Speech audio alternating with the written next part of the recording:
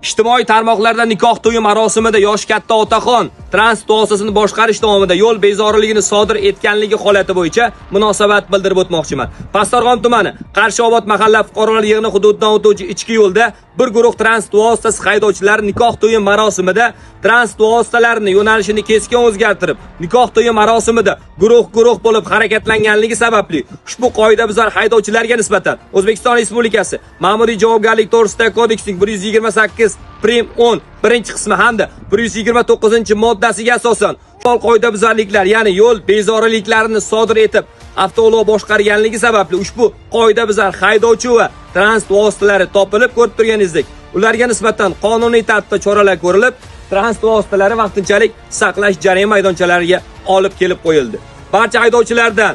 bu kabi holatlardan o'zlariga kerakli xulosa chiqargan holda yo'llarda haydovchilik madaniyati va yo'l harakati qoidalariga amal qilgan holda avtomashina boshqarishlarini so'rab qolamiz.